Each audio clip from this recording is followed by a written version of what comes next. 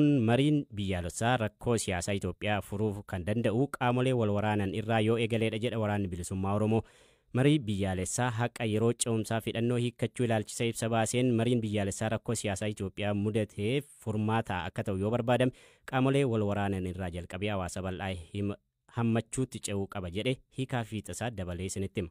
Waraanni bilisummaa Oromoo ibsa kana kan baase manni maree ministeerotaa torban lama dura imaammata haqa ce'umsaa raggaasii hordofeeti. Waraanni bilisummaa Oromoo mariin biyyoolessaa Itoophiyaa bu'aa barbaadame argamsiisuuf qaamolee dirree irratti wal waraanan hammachuu qaba jedhe. Kana milkeessuuf ammoo dirree siyaasaa banaa gochuu fi komishinii walabaa hundeessuun akka barbaachisu ibse. Waldhabdee qaamolee lameen gidduutti gaggeeffamaa jiru lubbuun namoota nagaa hedduus darbeera.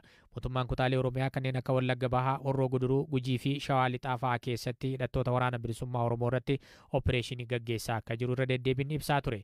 Naannoon Oromiyaa sababa waldhabdee qaamolee lameeniin erga rakkoo nageenyaa hamaaf saaxilamtee waggoonni 5 darbeera. Mariin biyyoolessaa biyyattii faara galfii fida jedhamee itti abdatame ammoo waraanni bilisummaa Oromoo fi paartileen akka KFO fi ABO keessatti hirmaataa hin jiran. Mariin biyyoolessaa biyyaaf nagaa akka fidu yoo barbaade mootummaan dirree siyaasaas bal'isuu akka qabu ibse. Waraanni bilisummaa Oromoo ibsa baase kanaan hooggantoonni paartii mormituu qabsoo karaa nagaa filatan magaalaa Walakkaatti rasaasan yeroo ajjeefaman mariin karaa nagaa akka hin jirre ifatti agarsiisa jedhe. Qondaalli ABO Obbo Battee Urgeessaa ji'a darbe keessa magaalaa Makii keessatti ajjeefamanii argamuun isaanii ni yaadatama. Obbo Batteen nama qabsoo karaa nagaatti amanan keessaa tokkodha. Waraanni bilisummaa Oromoo ibsa baase kana keessatti muummee ministeera Abiy Ahmed aangoo qabatanii akkuma qaama tikaa fi nageenya biyyattii harka keessa galfataniin miseensota qeerroo hooggansa ABO kan WBO fi namoota quuqama Oromummaa qaban irratti hidhaa labsan jedhe. Waggoota 5 darban keessa namoonni siyaasaa kumaatamni mana hidhaa galaniiru kan jedhe ibsi kun hooggantoonni ABO kanneen mana hidhaa keessatti hafan keessatti jedhe. Waraanni bilisummaa Oromoo paartii ABO irraa adda bahuun qabsoo hidhannootti erga goree mootummaa Itoophiyaa waliin wal waraanatuma jiru.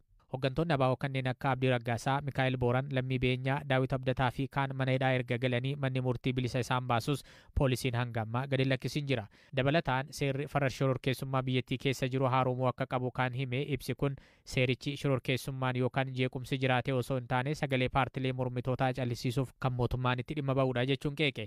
ABO'n bara bulchiinsa Addawaayii shororkeessummaa jalatti kan galmaa'e yoo ta'u erga muummee ministeera Abiy gara aangootti dhufanii seerri kun kan akka fooyya'uu fi ABO dabalatee paartileen seera kana jalatti galmaa'anii turan akka galmicha jalaa ba'an godhamee ture. Haa ta'u malee booda paarlaamaan Itoophiyaa TPLF fi waraana bilisummaa Oromoo kan mootummaan ABO shanee jedhe deebisee galmee shororkeessitootaa jalatti galmeesse. Waliigaltee Piriitooriyaa booda TPLF galmee shororkeessummaa jalaa ba'us waraanni bilisummaa Oromoo ammayyuu shororkeessummaan farrajamee jira. Waraanni bilisummaa Oromoo marii biyyaalessaa haala amma deemuun bu'aa barbaadamoo hin fidu jedhee sababa dhiyeesse keessaa qaamoleen siyaasa irratti wal dhaban osoo wal waraanaa jiranii galma keessatti marii biyyaalessaa gaggeessuun rakkoo siyaasa biyyattii mudate furuun hin danda'amu kan jedhudha. Tigraay dabalatee guutummaa Itoophiyaatti tasgabbiin siyaasaa dhufuun dursa argachuu akka qabu hima. Mootummaan rakkoo nageenyaa Itoophiyaa mudatee karaa nagaan furuuf qophii ta'uu hima. Hidhattoota waraana bilisummaa Oromoof yeroo hedduus waamicha gochaa ture. Dhiyeenyas hidhattoonni meeshaa isaanii hiikkachuun yeroo mootummaatti harka kennatan mootummaan karaa miidiyaalee hawaasaa fi miidiyaalee biyya keessaa ibsaa ture. BBC'n qaamoleen mootummaatti harka kennatan meeqa ta'uu kan jedhuu fi eenyu fa'i kan jedhu hin qulqulleeffanne. Komishiniin mirgoota namoomaa Itoophiyaa ajjeechaa Obbo Battee Urgeessaa irratti qorannoon magaalaa Maqiitti qaamaan argamee geggeessaa ture gufachuu beekse.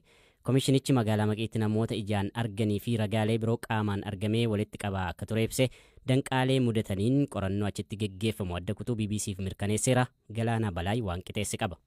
Komishiniin mirgoota namoomaa Itoophiyaa ibsa gabaabaa kana kan kenne barruun Addis Istaandard qorannoo ajjeechaa Obbo Battee ilaalchisee xalayaa komishinichi qaamota mootummaa naannoo Oromiyaatti erge argatee gabaasa baasee hordofeeti. Obbo Batteen ebila 10 bara 2024 magaalaa Maqii keessatti rasaasni baay'een itti dhukaafamee ajjeefamanii argaman. Addis Istaandard xalayaa pirezidantii naannoo Oromiyaa Obbo Shimallis Abdiisaa dabalatee waajjiraalee akka Abbaa Alangaa, Poolisii Oromiyaa fi bulchiinsa godinaaf ergame jedhe irratti ajjeechaan kun qaamolee nageenyaa mootummaan raawwatamuu akeekeeraa jedha.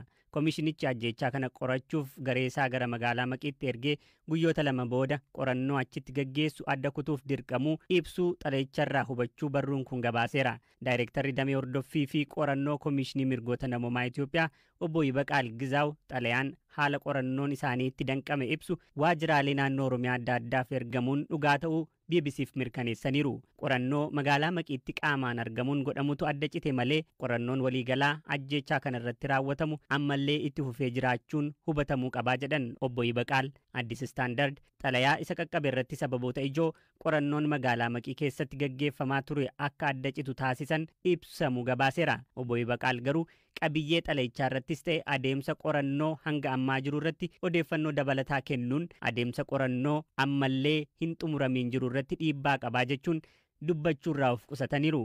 Bakkichatti qaamaan argamuun adeemsa ragaa walitti qabuutu adda citee ka jedhan obbo Yibaqaal qorannoon isaanii kaan wayita raawwatamu bu'aansaa ifa akka godhamu dubbatan. Akka Addis Istaandard gabaasetti komishinichi ragaaleen hidhamuu fi qorattootni isaas magaalaa Maqii keessatti hojii isaanii wayita hojjetan qaamolee hin beekamneen hordofamaa akka jiran xalayicha keessatti ibseera. Xalayichi ajjechaan kun haala akkamiin qaamolee uffata dambii uffatanii fi meeshaa hidhataniin akka raawwate ragaalee ijaan argan waabeffachuun katabeera. Xalayichi halkan qixxee naannoo sa'a 6tti namootni reenjarii uffatan mallayyoo diimaa kaawwatanii fi meeshaa waraanaa hidhatan 4 konkolaataa piikaappii abbaa gabbinaa 2 keessaa bu'uun duuba konkolaatichaa keessaa nama tokko buusan nama sanarra deddeebiinitti dhukaasanii deeman jedha. Akka gabaasa Addis Istaandard baasetti hakiimni reeffa obbo Battee Urgeessaa arge tokko BBCf yaada kennee tureen qaama isaarra madaan sababa rasaasaan uumame 11 akka ture himeera. Madaawwan kanneen keessaa immoo 5 mataasaa keessa akka ta'anis ibsee ture. Xalayaa jedhame kanarratti komishinichi ragaalee isaarraa kan hubate obbo Batteen harki duubatti hidhamee mataa laphee fi garaarra rasaasaan dhahamuudha. Komishinichi ebila 10 bara 2024 namoota ijaan argineerraa jedhan irraa odeeffannoo kana erga sassaabee booda ebila 11 namootuma kanaaf gaaffii dabalataa dhiyeessuuf qunnamuuf yoo yaalu hidhamuu isaanii hubachuu xalayichi ibsuu Addis Istaandard gabaaseera. Sababni hidhamaniif ammoo nageenya isaaniif jedhameeti ka jedhu ta'uu gabaafamee jira.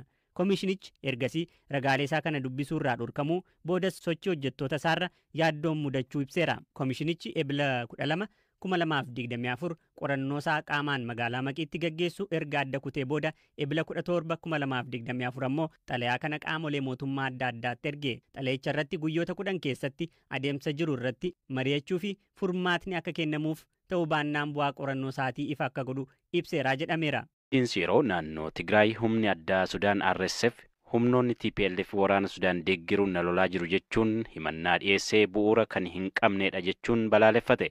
Bulchiinsi naannoo Tigraay ibsa kalees caamsaa 6 2024 baaseen humni addaa Sudaan RSF himannaa kana kan dhageessise waraana waliinii lubbuu namoota 10,000 dabarse kana ka daangaa ceegochuu fi deeggarsa idil addunyaa argachuuf jechuun deebii kenne. Qaamota Sudaanitti wal waraanan keessaa tokko ka tahe RSF tibbana humnoota TPLF morkataasaa humna waraanaa Sudaan deeggiruun lolaa akka jiran ragaa qaba jedhe.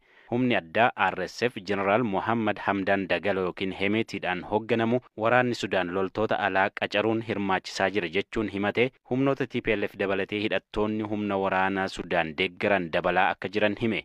Bulchiinsi yeroo naannoo Tigraay gamasaan TPLF paartii siyaasaa waan taheef qaama hidhataa fi milishaa hin qabu jechuun deebise. Dubbi himaa TPLF kataan obbo Amaanu'eel Asaffaa BBC Tigrifaatti akka himanitti himannaan humni addaa Sudaan RSF dhiyeesse dhugaarraa akka fagaatee fi maqaballeessii ta'uu ibsan. RSF ወፂኡ ዘሎ መግለጺ ካብ ሓቂ ዘርሓቀ እዩ እዚ ሓሰት እዩ ibsi humni RSF baase dhugaarraa kan fagaatee fi soba. Ibsi kun maqaballeessiidha. TPLF yeroo hunda uummata Sudaan waliin jira. Mootummaa Sudaan kan uummanni mootummaa kootii jedhee filate waliin hojjeta. Hunda caala uummanni Sudaanii fi mootummaan Sudaan fira TPLF. Garaagarummaa siyaasaas ta'e walitti bu'insi Sudaan keessatti mudatu jalqaba uummata Sudaan ilaallata. Waan uummata Sudaan keessatti mudatu uummatuma Sudaan ilaallata.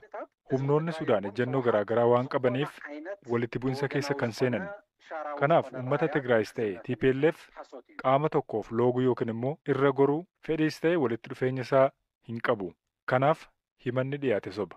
Humni addaa RSF humnoota TPLF dabalatee gareewwan maqaa hin eerre humnoota jihadistii waliin hidhata qaban akkasumas loltoonni biyyoota afurii maqaan isaanii hin eeramne humna waraanaa Sudaan bifa garaagaraan deeggaraa jiru jedhe. Bulchiinsi naannoo Tigraay himannaa kana kufaa gochuun hidhati uummata Tigraay fi Sudaan seena qabeessadha jechuun keessumaa yeroo waraana Tigraay uummata lixa Tigraay irraa buqqa'ee Sudaanitti akka dahate yaadachiiseera. Sababa kanaan dhalattoonni Tigraay Sudaan akka mana lammaffaa isaaniitti ilaalan rakkoo qaban irratti dabaluun miidhuu hin barbaadan jedhe. Dabaluunis rakkoo biyya keessaatti giddu seentummaan alaa miidhaa inni fidu uummata Tigraay caalaa kan hubatu hin jiru jechuun waraana Tigraay irratti humnoota alaan kallattiinis ta'e alkallattiin gidiraan ka irra gahee uummanni Tigraay Sudaan irratti giddugaltummaan alaa maal fiduu akka danda'u beeka jedheera.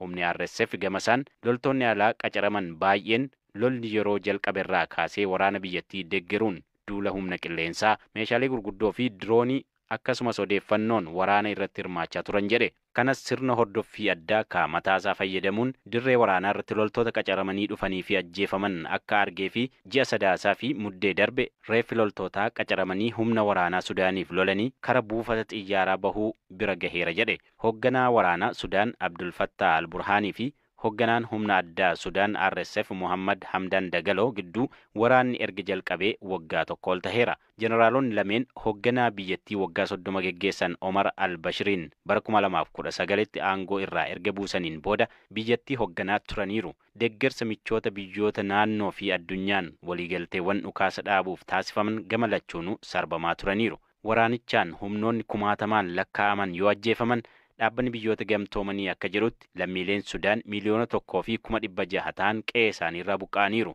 Bulchiinsi naannoo Tigraay qaamoti wallolan ibsawwan waraana hammeessan irraa of qusatanii gara mariitti akka dhufan rakkoo siyaasaa kana goolabuun taatee gaddisiisaa kana dhaabuu qabu jedheera.